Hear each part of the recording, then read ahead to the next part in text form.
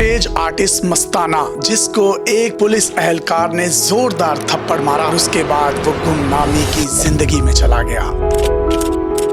मस्ताने का असल नाम मुर्तजा हसन था। उसने पाकिस्तानियों के चेहरों पर खुशियां बिखेरने के लिए 2000 से जायद ड्रामों में काम किया। ये 2007-8 की बात है। वो फैसलाबाद थिएटर में काम कर रहा था। काम के दौरान ही स्टेज पर छापा पड़ गया। पुलिस की बड़ी तादाद थिएटर के अंदर दाखिल हो गई। उस वक्त स्टेज अदाकारा नरगिस भी उस ड्रामे में काम कर रही थी और ड्रामे का नाम पिंड दी कुड़ी था। पुलिस के रेड के दौरान पुलिस के एक एहलकार का सामना मस्ताना के साथ हुआ। मस्ताने ने पुलिस वाले को मना किया कि वो गंदी जुबान और गालम गलोच से परहेज करे, क्योंकि पुलिस एहलकार उस वक्त माँ बहन की गंदी गालियां दे रहा था। बस ये देखना था कि पुलिस एहलकार ने मस्ताने को भी गंदी माँ बहन की गालियां देना शुरू कर दी। मस्ताने ने पुलिस एहलकार को कहा कि यार, मैं मस्ताना हूँ, मैंने 30 साल स्टेज पर काम किया है, गाली मत दो। जवाब पुलिस एहलकार ने सुना तो उसने मस्ताने के मुंह पर एक जोरदार थप्पड़ रसीद कर दिया।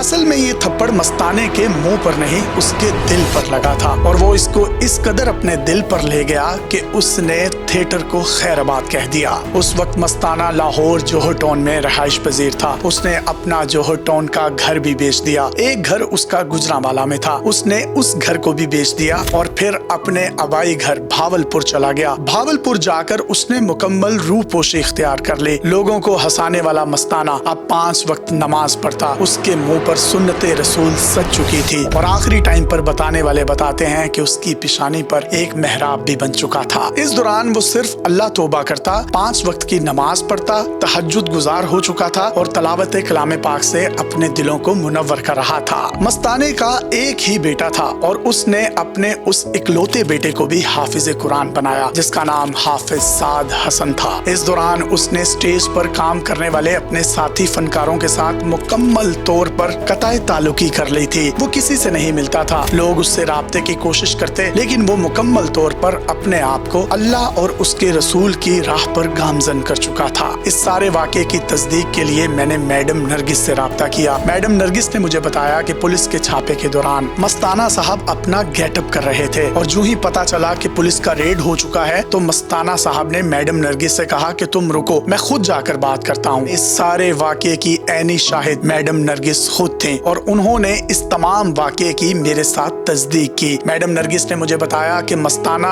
एक बहुत सखी आदमी था। वो छोटे छोटे लोगों की मदद करके अपने आप को बहुत बड़ा फील करता था। मैडम नरगिस ने ये भी बताया कि वो एक वली आदमी था। वो लोगों को तो हंसाता था, लेकिन तारिक टैडी जैसा एक बड़ा कॉमेडियन जो थिएटर की दुनिया में आया तो मस्ताने ने उससे अपने आप को जुगते लगवाकर उसका नाम बड़ा कर दिया। लोग मस्ताने पर हंसते और अवाम का बड़ा क्लैप तारिक टैडी समेटते। मस्ताना और बब्बू बराल दोनों आपस में भाई बने हुए थे और मस्ताने ने एक दिन बब्बू बराल की माँ को कहा कि एक वक्त आएगा कि मैं अपने भाई बब्बू बराल से पहले इस दुनिया को छोड़ जाऊंगा। फिर यूं ही हुआ कि एक हफ्ता पहले मस्ताना का इंतकाल हुआ और उससे अगले हफ्ते को बब्बू बराल इंतकाल कर गए और इस सारे वाक़े की तस्दीक भी मुझे मैडम नरगिस ने की। वो एक जोरदार पुलिस एहलकार का तमाचा मस्ताने की जिंदगी बदल गया। वो थप्पड़ उसके मुंह पर नहीं, उसके दिल पर लगा। वो रूपोशी इख्तियार कर गया और आखिरकार मनो मिट्टी तले चला गया और उसने अपनी जान जाने आफरीन के हवाले कर दी। मस्ताने को आखिरी दिनों में हेपेटाइटिस हुआ, जिसके बाद उसको जिगर का कैंसर लाहक हो गया। जब ये बात मीडिया तक पहुंची कि वो भावलपुर के विक्टोरिया हॉस्पिटल में कहीं जेरे इलाज है तो मस्ताने ने अपने भाई से कहा, खबरदार कि मीडिया तक इस बात को पहुंचने दिया गया कि मस्ताना हेपेटाइटिस का शिकार है या वो जिगर के कैंसर में मुब्तला हो चुका है, क्योंकि मस्ताना कैमरों से डर चुका था। उसके अंदर एक खौफ पैदा हो चुका था। वो कलरफुल शोबिज और मीडिया की जिंदगी से बहुत दूर रहना चाहता था। मस्ताने ने मर्गे बिस्तर पर अपने भाई को धमकी भी दी, मीडिया समेत शोबिज की किसी भी खबरों में उसका नाम आया तो वो अस्पताल से भाग जाएगा।